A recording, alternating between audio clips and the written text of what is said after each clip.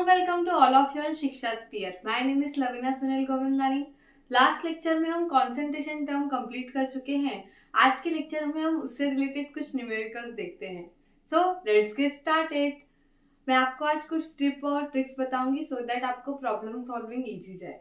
तो tip number 1, read the question properly always. Calculate the mole fraction of ethylene glycol in a solution containing 20% of ethylene glycol by mass. So हमें question read करके क्या समझा? What we have to calculate in this problem? Mole fraction. We have to calculate mole fraction. What is given that it is 20% solution of ethylene glycol by mass. ये hint हमको दी गई है. तो चलिए, what is mole fraction का formula क्या होता है? मोल फ्रैक्शन को हम इस जीटा से डिनोट करते हैं, C2H6O2. क्या आएगा? Number of moles of ethylene glycol divide by number of moles of ethylene glycol plus number of moles of water. ये हमारा टारगेट है, ये हमें निकालना है. तो what is number of moles? Number of moles is equal to given mass divided by molecular mass.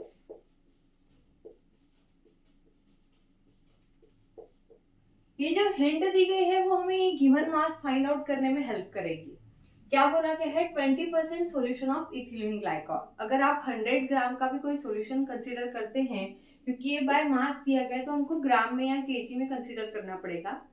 तो 100 ग्राम का अगर सोल्यूशन कंसीडर करते हैं तो उसमें क्या होगा? 20 ग्राम क्या होगा? हमारा इथिलीन ग्लाइकॉल होगा. आप ज्यादा अमाउंट भी कंसीडर कर सकते हैं, आंसर सेम ही आएगा. लेकिन for the sake of convenience, easy जाने के लिए हम 100 ग्राम की सोल्यूशन कंसीडर करते हैं. तो 20% का मतलब क्या हो गया? 20% उसमें इथिलीन ग्लाइकॉल है और रिमेनिंग क्या है? हमारा सॉल्वेंट है, यानी कि वाटर है.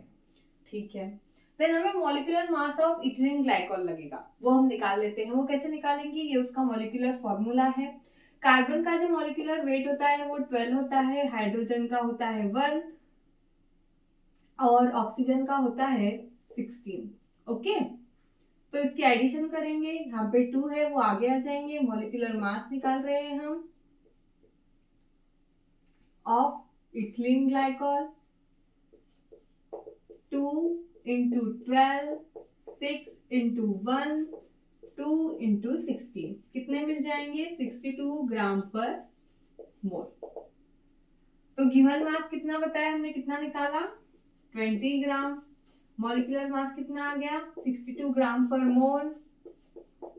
ग्राम से ग्राम कैंसिल आ जाएगा और इसका कैलकुलेशन करेंगे तो आपको मिलेगा 0.322 moles. Number of moles of ethylene glycol तो निकल गए. अभी number of moles of water निकालते हैं. उसके लिए भी same formula, given mass divide by molecular mass.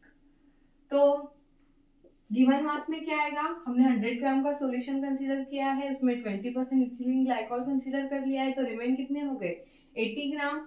80 ग्राम आ जाएंगे नीचे. डिवाइड में क्या आएगा? Molecular mass of water. कितना आएगा वो? H2O. 2 into 1 plus 16 कितना आ गया? 18 ग्राम पर मोल. यहाँ पे 18 आ जाएंगे ग्राम पर मोल. दिस ग्राम से दिस ग्राम कैंसल, उसका कैलकुलेशन करेंगे तो आपको कितने मिलेंगे? 4.44 मोल्स. अब क्या करना पड़ेगा? सिंपली ये जो हमने निकाले हैं number of moles of water और number of moles of ethylene glycol, ये क्या करने पड़ेंगे? मोल फ्रैक्शन के फॉर्मूले में पुट करने पड़ेंगे and then by calculation you get the mole fraction which is our target. Okay. So number of moles of ethylene glycol कितने निकल के आ गए हैं? 0.322 मोल्स. 0.322 मोल्स पर प्लस 4.44 मोल्स. इसका जब कैलकुलेशन करेंगे तो क्या मिलेगा आंसर? 0.068. ये मोल फ्रैक्शन है इसलिए इसका कोई यूनिट होगा क्या? नहीं, क्योंकि ये एक फ्रैक्शन है तो उसका कोई यूनिट नहीं होगा. तो हमने यहाँ पे हमारा टारगेट तो अचीव कर लिया है जो कि हमें निकालना था. Mole fraction of ethylene glycol ये आ चुके हैं यहाँ पे. लेकिन हम एक बार number of mole fraction of water भी निकाल के देखते हैं। उसका फॉर्मूला क्या आएगा? Mole fraction of H2O, number of moles of water divided by number of moles of water plus number of moles of ethylene glycol। इस फॉर्मूले से भी निकाल सकते हैं आप, या आप एक शॉर्टकट ट्रिक भी यूज कर सकते हैं। हमने क्या पढ़ा था जब मोल फ्रैक्शन पढ़ा था कि number of mole fraction of A plus mole fraction of B is equal to 1। तो आप इसकी भी हेल्प से निकाल सकते हैं और इसकी भी हेल्प से निकाल सकते हैं। मैं आपको यहाँ पे दोनों में से कैलकुलेट करके दिखाती हूँ। Mole number of moles of water कितने निकाले हैं हमने? 4.44 मोल्स डिवाइड में 4.44 मोल्स प्लस 0.322। इसका आप कैलकुलेशन करेंगे तो आपको क्या मिलेगा? 0.932 मोल्स। और यहाँ पे A और B की जगह क्या आएगा हमारा? मोल फ्रैक्शन ऑफ इथिलीन ग्लाइकॉल और मोल फ्रैक्शन ऑफ वाटर, ऐसा आएगा। तो क्या आएगा? हमने ये कितना निकाला था? पहले हमने ये निकाला था, इसलिए हम इसका यूज करके इसको निकाल सकते हैं। तो मोल फ्रैक्शन ऑफ A मतलब इथिलीन ग्लाइकॉल हम यहाँ पे पुट करेंगे 0.068 प्लस B के यानी वाटर के हमें निकालने हैं, तो इसको एज इट इज रख दो प्लस 1। तो 1 mole fraction of water is equal to क्या आएगा? 1 माइनस 0.068। तब भी हमारा आंसर क्या आएगा? 0.932 मोल फ्रैक्शन ऑफ वाटर। यहाँ बी की जगह मैं वाटर लिख देती हूँ। तो इस तरीके से ये न्यूमेरिकल्स आपको सॉल्व करने होंगे। I hope you understand the solution. Thank you so much for watching.